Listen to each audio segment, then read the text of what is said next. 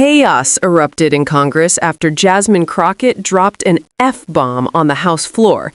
And instead of addressing a woman's death, Republicans melted down over hurt ears.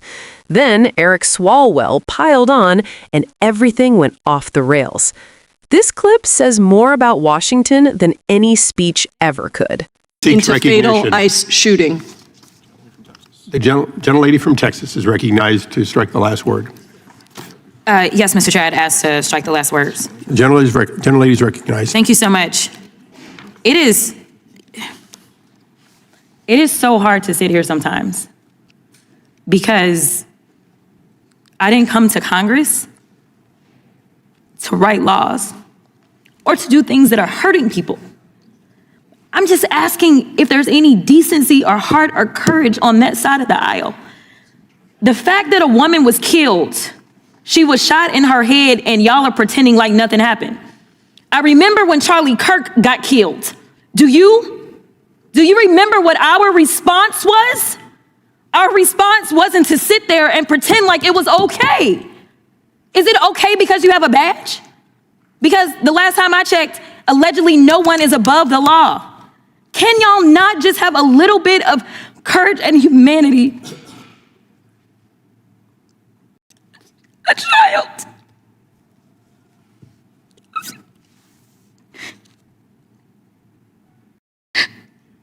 A child has lost her mom. And y'all want to pretend that it is okay. I am asking if there is anyone that will stand for the very people that elected us and sent us to Congress. You tell us things like, well, the immigrants are bad, and so we got to get all these bills because the immigrants are the ones that are causing the harm, they're bringing the crime. The mayor of Minneapolis told y'all to get the fuck out. Yet y'all are the ones, it is this administration that is bringing crime to their streets. That's what's happening. It's the third incident where somebody has dropped an F-bomb in this committee, including the video. I'm sorry. Including the video that we had to watch earlier. Are your princess ears okay? Is it profanity? But you're princess ears House of Representatives. The committee. You are about the fact that a woman. Are you The House of Representatives. The gentlelady Are we offending your princess ears? Are they that soft? All members will Maybe some of the kids out there. Mr. Chairman, it is the gentlelady's You're killing time. them. Kids. It is the gentlelady's time. Let's let her have her time. It is the gentlelady's time. Would you stop the clock for a moment? Okay, and I'll restore that. The chair will remind all members that the person controlling the time is not to be unreasonably interrupted. We would further admonish that whenever possible to express the full meaning of something, it be done so without an expletive that may be offensive to people here in the audience or those who watch this on television. I understand that a quote at times is essential, but I would admonish everyone that it has been the practice of this committee for the many years I've been here to use such things as F-bomb in order to get the message out without actually using the word. Notwithstanding that, the gentlelady will be recognized for this time plus an additional 20 seconds. The gentlelady may continue. Thank you, Mr. Chair. Long story short, we are sitting in Judiciary and no one on that side of the aisle seems to care that this particular person, whose name we don't know at this point, became the judge, jury, and executioner. I don't know how you square that. And then we're sitting here literally in markup for a bail funds bill.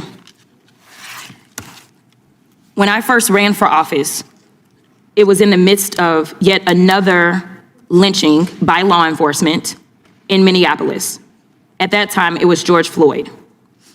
I remember working as a pro bono criminal defense attorney to help protesters that were being arrested. There were more than 600 protesters that were arrested in Dallas. There were churches that came together to make sure that there were bail funds. There were nonprofit organizations.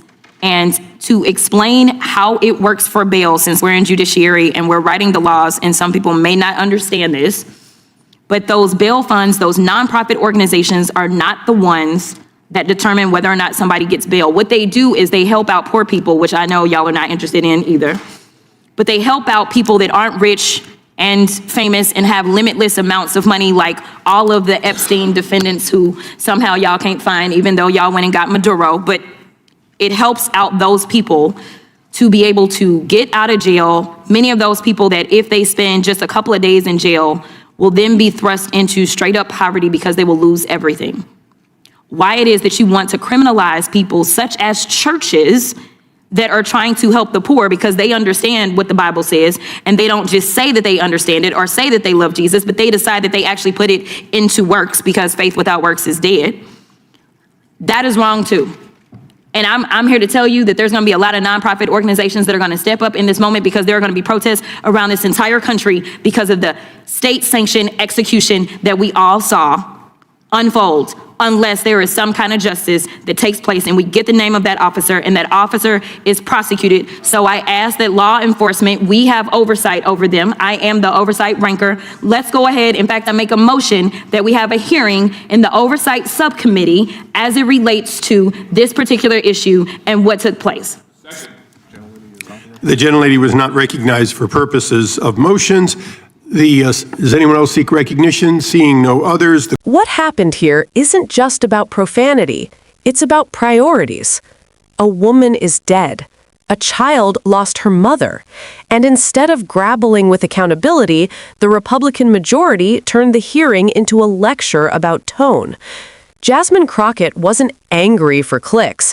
She was angry because Congress was debating bail funds while ignoring what she called a state-sanctioned execution.